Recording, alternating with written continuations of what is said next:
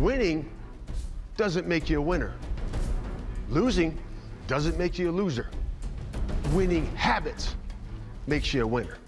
Losing habits makes you a loser. Set a goal to be one of 32, the best at your position, the best, right?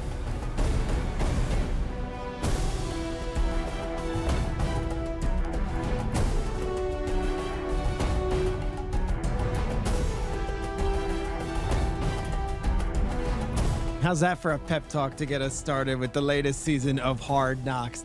This is the official Hard Knocks podcast, and that was your head coach for the season, Matt Eberflus of the Chicago Bears. And I am your host, Peter Schrager. And after 5 incredible, insightful weeks hanging with the New York Giants front office and coaching staff, we are taking the field with the Chicago Bears. And instead of draft minutia and free agent negotiations and tense phone calls with agents, we're on to actual football as we suit up with the monsters of the Midway.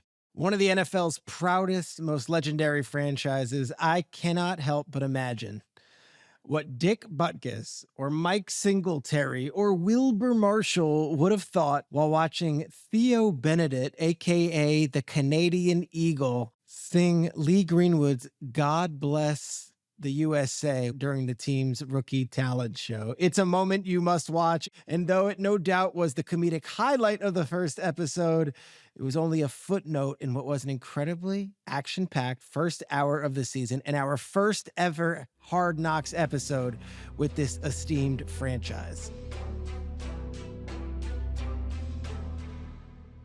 Every single Bears fan that I know in my life is like beyond fired up for this season. And that includes legendary Chicago Bear and Pro Football Hall of Famer number 54, Brian Urlacher, who's going to join us later this podcast episode to offer his 2 cents on what being the face of a franchise like the Chicago Bears is all about. And you go into the Caleb Williams section of this thing, what it's like to be the rookie that all eyes are on. We're also going to talk about his rookie show memories from the year 2000, which amazingly he vividly recalls and has lots of details to.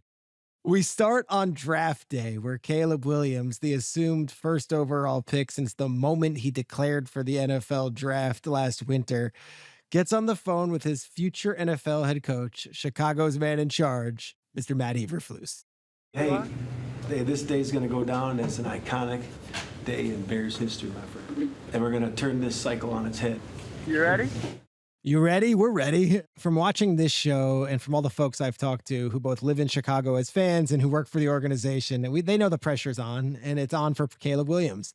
See, this fan base has been desperately waiting for that franchise quarterback for decades. What do I mean? Their rivals to the north, the Green Bay Packers, these guys pump out stud quarterbacks every decade. You had Brett Favre in the 90s. You had Aaron Rodgers in the 2000s and 2010s. You had Jordan Love now, who just signed a deal to be the richest, highest paid quarterback in all of football. After just 1 season as a starter, of course, Green Bay gets their guy, and he's right away one of the best players in the game, which leads you to Chicago.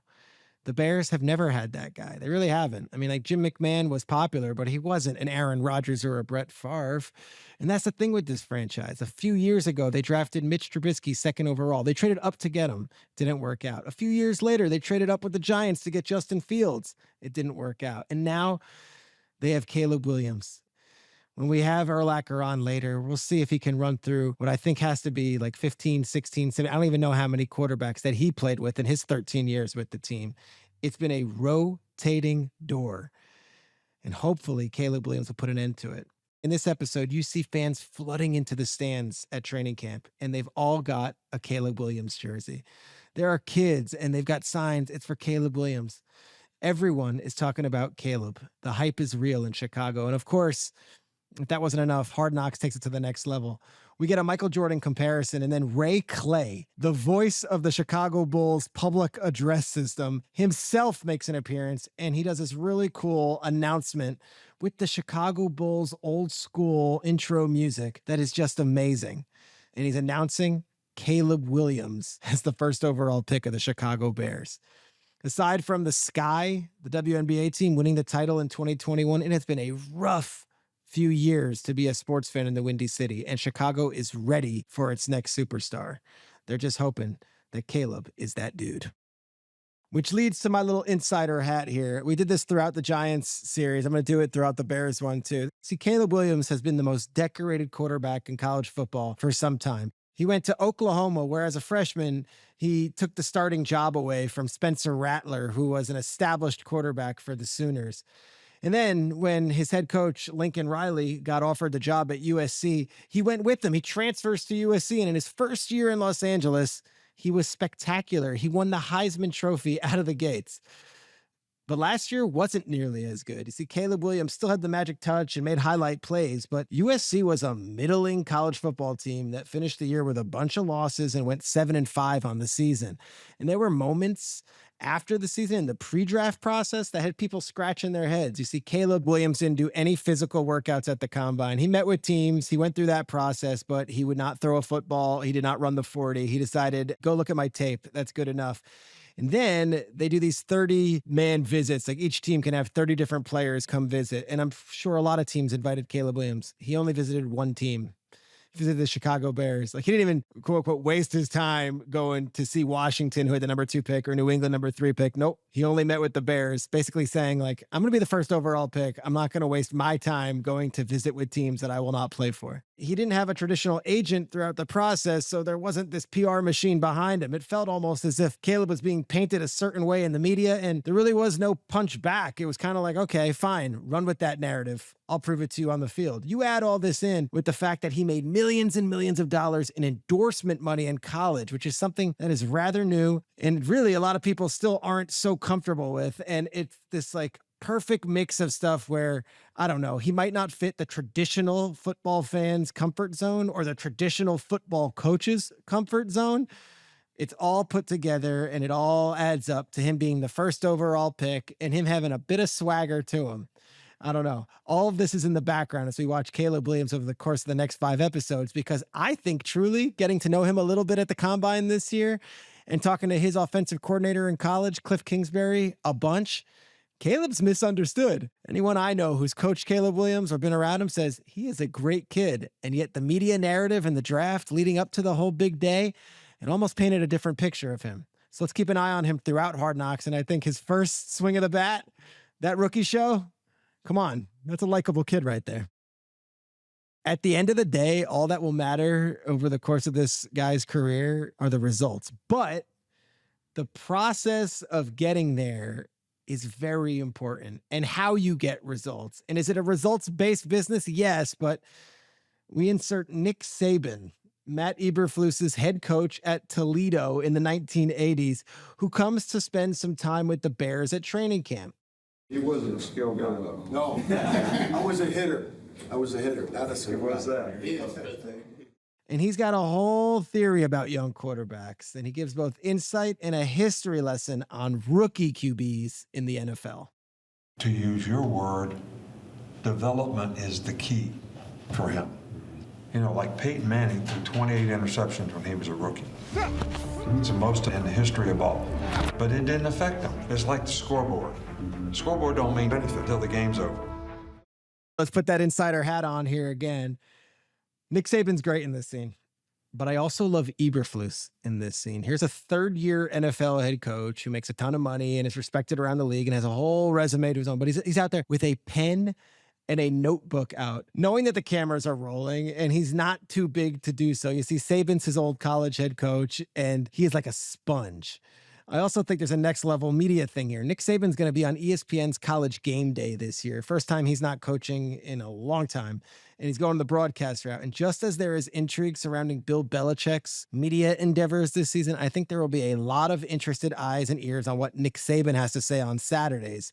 If we get this version, we are in for a treat. What I love about this little lesson is that Saban, who had in just recent years Tua Tagovailoa, Jalen Hurts, Mac Jones, Bryce Young, he is speaking from a wealth of experience. And, you know, you look at these two guys, Eberflus and Saban. Saban's had all these quarterbacks who all went on to be first-round picks.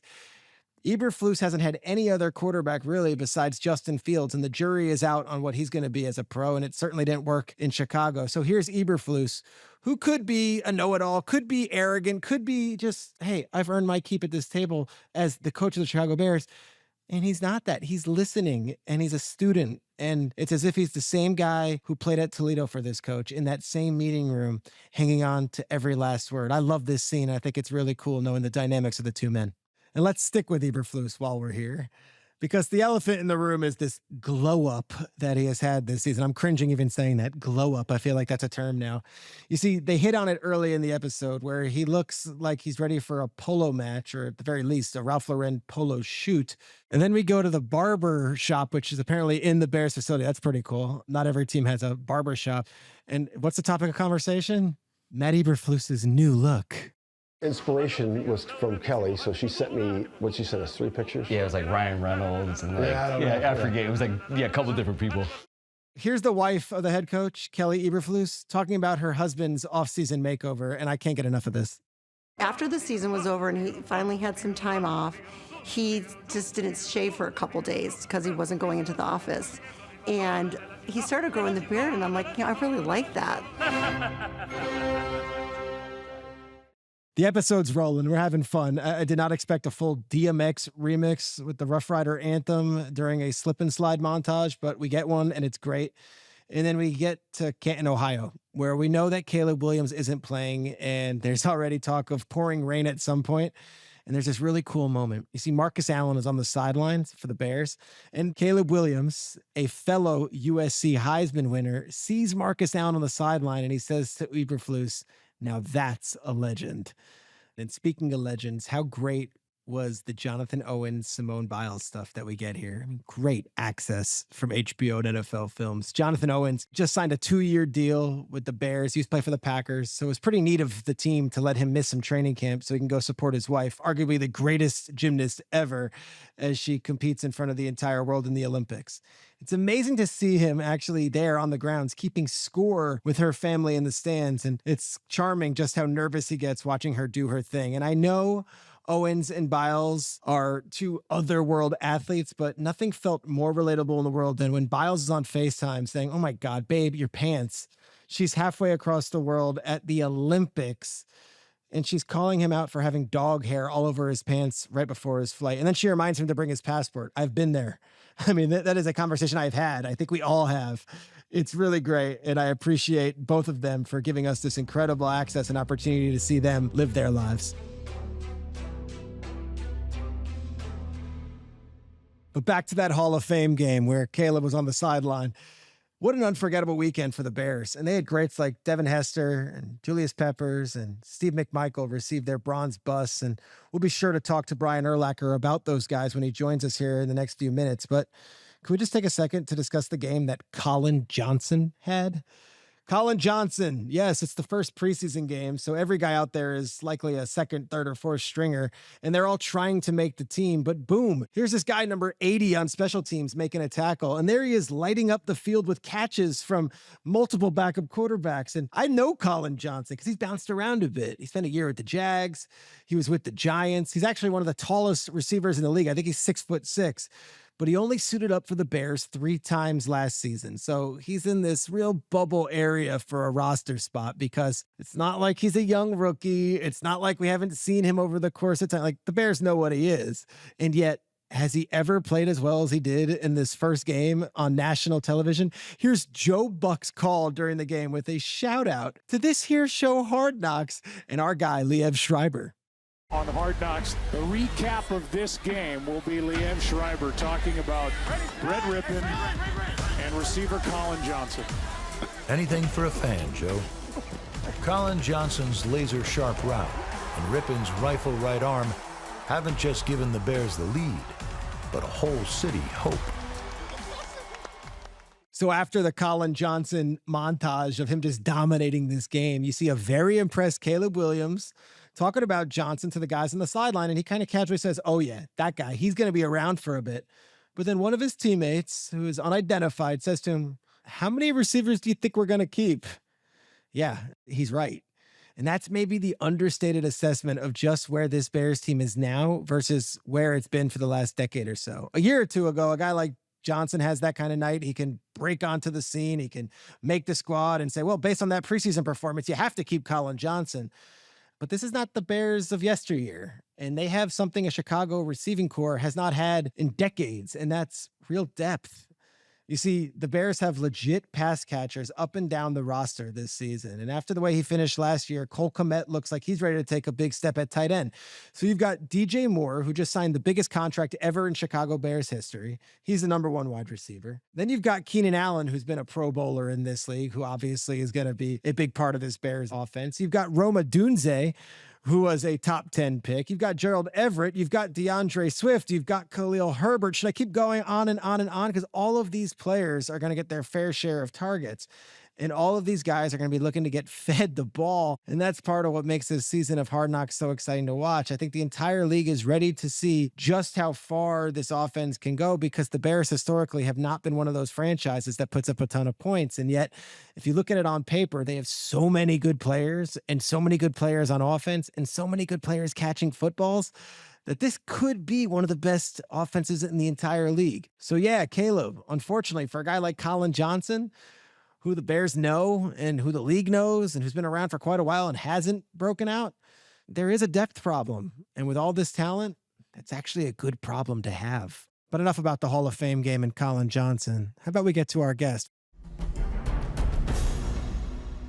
He's one of the greatest linebackers to ever play the sport. He's one of the greatest Chicago Bears to ever wear the uniform. And we are so happy to have Pro Football Hall of Famer and Bears legend Brian Urlacher on the podcast. What's up, Brian? How we doing?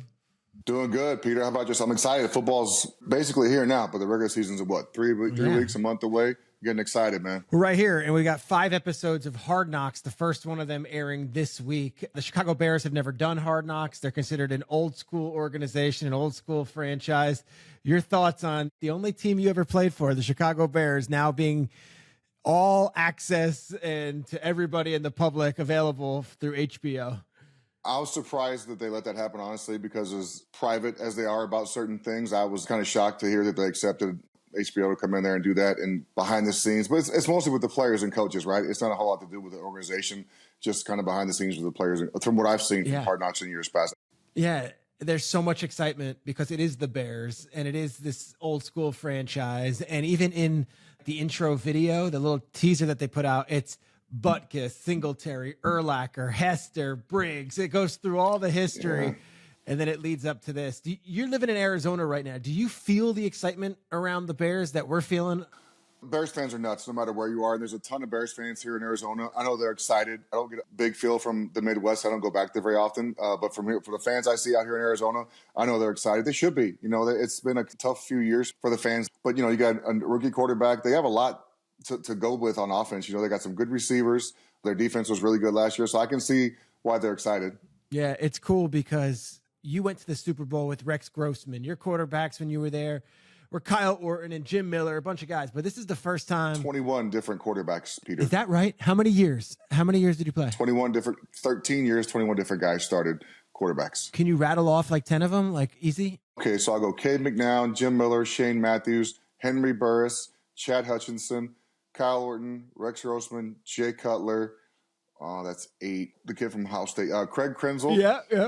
I know there's a bunch I'm missing, but Cordell Stewart. Yes. Geez, there's a bunch, but top of my head, there's 10 or 11 right there. 21 different quarterbacks in 13 years. And since you've retired, it's been Justin Fields. It's been Mitch Trubisky was a number 2 overall pick. I mean, they keep swinging the bat, and yet this one feels a little bit different. Does it feel different for you, or is this you got to show me something first? The excitement's different. You know, anytime you have a guy with the number 1 pick who did what he did in college, I think there should be some excitement. Not only that, but like I said, the guys around him, DJ Moore, Roma Dunze is a badass. They got Keenan Allen from San Diego, and then you got Cole Kmet. And, of course, DeAndre Swift at running back as well. And the Bears have really ran the ball well the last couple of years. That hasn't been an issue. Justin Fields was a lot to do with that. But up front is where you worry. You know, I'm not sure how good they're going to be up front, and that's a big issue is keeping Caleb upright. But if you run the ball well with the rookie quarterback, you have a chance to win some games, especially with their defense. We saw a little sneak peek during the Hall of Fame game. They showed a little clip of Hard Knocks, and it's Caleb Williams announcing his signing bonus of $25.5 million. And Tyson Bagent, the backup quarterback who went to Shepherd University, is like having convulsions in the front row. Caleb comes in, comes in from like the NIL world where he made $7 million last year in college. He was a superstar at Oklahoma, superstar at USC. How does this fit with the Chicago market, this Hollywood superstar coming now to Chicago with already a lot of money in his bank? I don't think it's about the money, honestly. I think it's about what you do on the field. You know, I think if he goes out there and proves himself and does the right things in the locker room and says the right things in the media, then that'll take care of itself. You know, whatever, college is college. It doesn't matter. Once you get to the NFL, you kind of start back over at zero. You have to prove yourself to your teammates, the fans. I know they're excited, but you still have to go out there and prove yourself and make plays and help win games. Yeah. One of the things that's going to be highlighted in the first episode is this Hall of Fame game, but also Hall of Fame weekend. 3 different individuals with history with the Bears: Steve Mongo McMichael, Devin Hester, and Julius Peppers all went into the Hall of Fame. If you don't mind, give me one thought on each one of those legendary players, if you can. Yeah, Steve McMichael should have been in a long time ago. He played 220 games in his NFL career. That's a lot of games. As a defensive tackle. As a D tackle. He never missed games, and his numbers compared to Hampton, Dent, all those guys on that D-line, just as good as theirs, if not better. So he should have been a long time ago. We got screwed out of here in his speech because, you know, with the ALS. It honestly would have been amazing. He's suffering from ALS. It's tragic. And yet, if 5 years earlier, if we got him in, his speech would have been the all-time greatest. Unbelievable. And then obviously Devin Hester, the greatest of all time at returning kicks. A great teammate, a blast playing with Devin those 8 years with him. Unbelievable. Deserved to get in. You know, everyone says he should have been a first ballot guy. It's hard to know with return guys, right? Because as special teams didn't play every snap. And then Peppers, first ballot Hall of Famer. That was a no-doubter in my mind. They didn't screw that one up. Freeney and DeMarcus Ware the 2 years before should have been first ballots in my opinion, but they got in their second try. But Pep was a no-doubt first ballot Hall of Famer. Unbelievable teammate, the best athlete I've ever played with, and one of the best football players I've ever been on the field with. It's so cool that, you know, Peppers gets up there, he gives his speech, and then when Hester's giving his speech, he shouts out Lovie Smith, your former coach. All of a sudden you get this like slow rise of applause, and Hester's like, let's shout it out for Lovie again.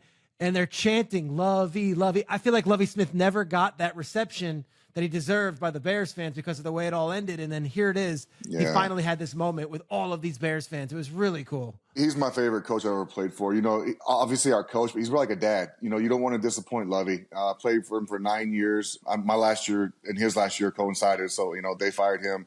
I retired. Kind of worked out good because I don't want to play for anybody else anyway. After playing for him for so long, you kind of get spoiled because you see how it's supposed to be done, and you see what's happened to the Bears since he left as well. He was there. They were going this direction. When Lovie got fired, it's been a nosedive ever since. So I'm glad he got his due. I'm glad Devin gave him that moment. He deserved it, that's for sure.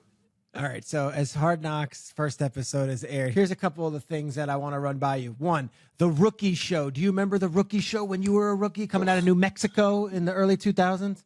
Talk about it. What do we got? I do remember. So terrible. So embarrassing, dude. We had to go up there and sing a song or do a skit or something in front of the whole team. And it's the second week of training camp. I sang a song. Mike Brown got up there. Safety. Unbelievable. Yeah. He was in the same class as me. Get up there. I was like, damn, I got to follow Mike because Mike went early in camp because he knew he was going to crush it. So he sang a song. I was like, how am I going to follow this dude up, man? And then I went like a week later. I got booed off the stage. Mike did not get booed. What'd you do? Did you go country? Did you go rap? What'd you go? Country. That's all. Back then, that's all I knew. Well, I knew everything, but country, I felt comfortable with knowing the words. I sang a George Strait song, and I got booed off the stage. Mike Brown did not get booed off the stage. He got cheered. He was badass. He was unbelievable, but mine stunk. Deservedly so, I got booed off the stage. How would you, as a young guy, have handled the cameras being in the locker room? Probably not a lot different than I would have handled it as older. I would have avoided them as much as I can. Yeah? When you're practicing, when you're in training camp, last thing you want to do is be on camera and talk more than you have to, you know, and it's different now than it was back then because they have more free time. They don't practice as much. But I was not a be on camera guy. I tried to avoid him as much as I can, and I'll probably do the same thing later in my career as well. Yeah. DJ Moore and Keenan Allen are both big personalities. Roma Dunze. There you go. My last stuff is about Caleb because he comes in here and now look, I look at Brian Urlacher. I look at the linebacker, grit, heart and soul, Chicago Bears, monsters of the Midway. And here's Caleb Williams, who coming out of college, lost 4 games in a row, I think, to end the season. USC, there's a Hollywood glamour there. What else? He cried in the stands. That was a big deal for a lot of people. He cried in his mother's arms after a loss and then had a pink phone case that made news for some reason because he did that. I love pink. I wear a lot of pink shirts, man. I like pink also. Pink is my favorite colors. My kids like pink.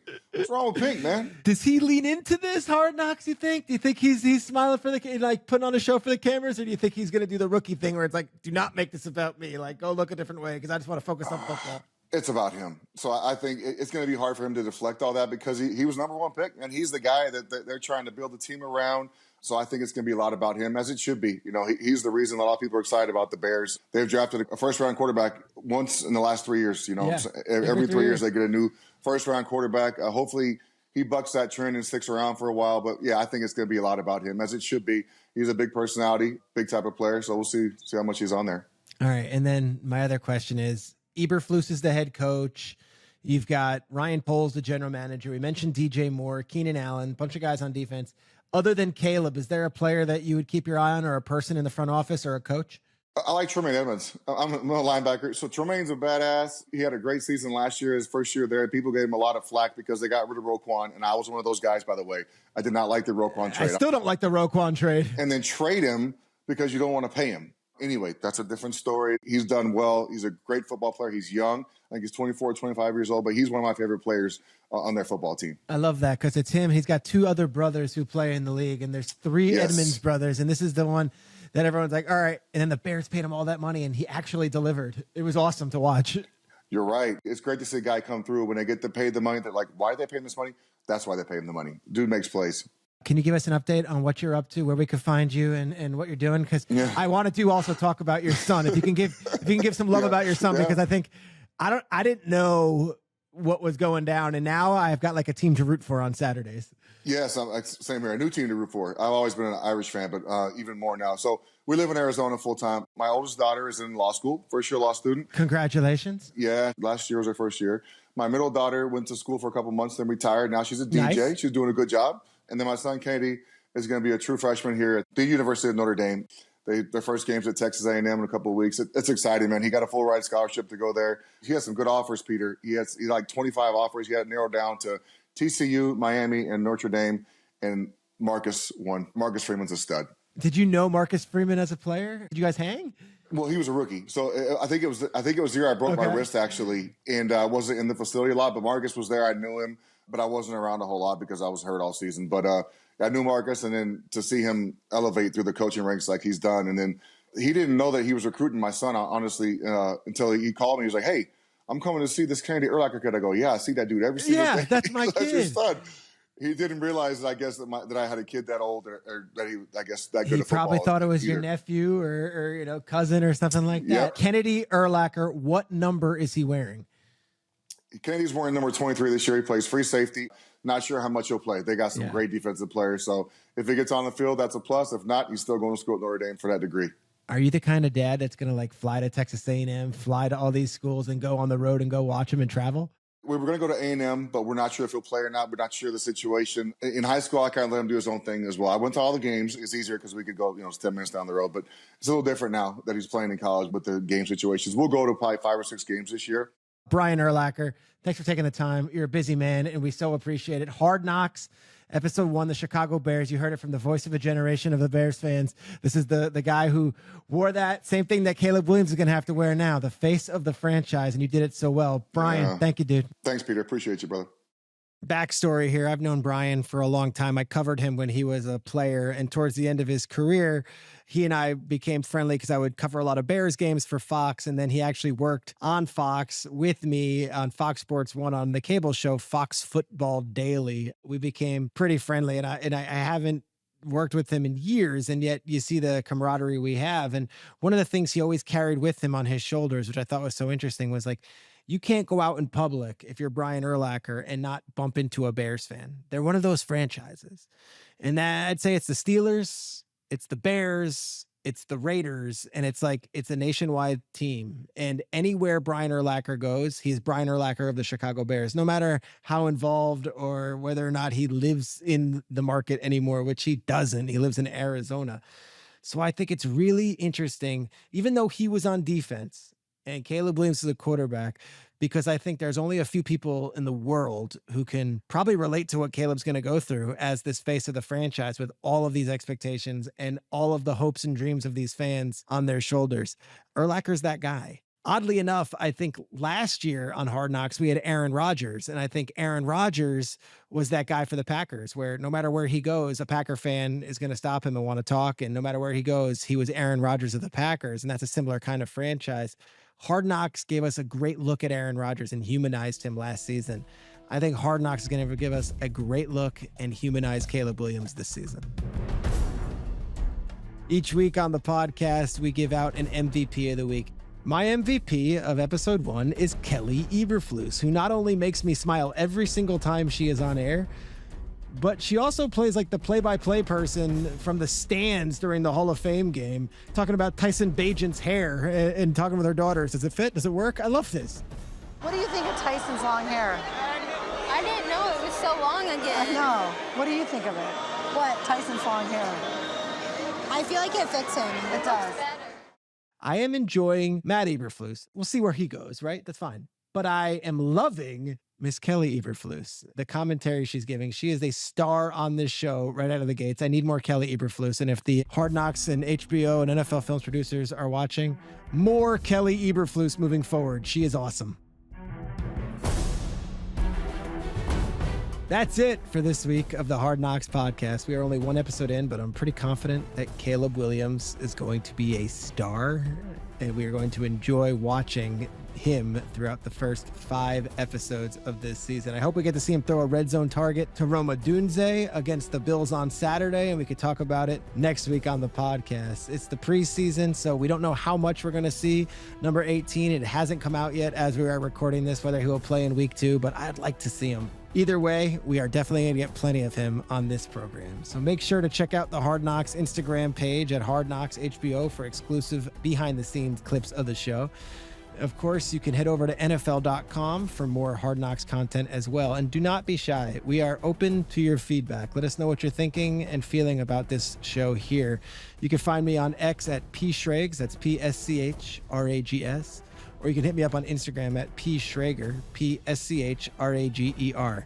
Training camp is here. We are 4 weeks out from the start of the 2024 season, so let us know who you want to hear from or what you want us to talk about. And if you have a guest that you'd love to have on, let us know. We love hearing from you guys. We'll be back again next week to discuss Bears training camp. Be sure to check out Hard Knocks Tuesday, 9 p.m. on HBO and streaming on Max.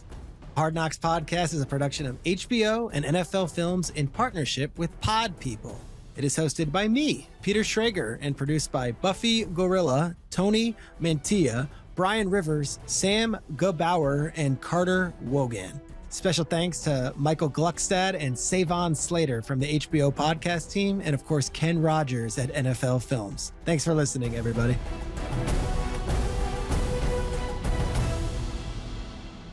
All right, so hey, what I saw out there was what we talked about in the beginning, right? Okay, so we were ready to play this game, right? I saw the hitting, I saw the physicality. Some guys did some good things, right, which is great. Got to get a lot of work to do before we play Buffalo. So it's a big week ahead of us. That's why we have camp.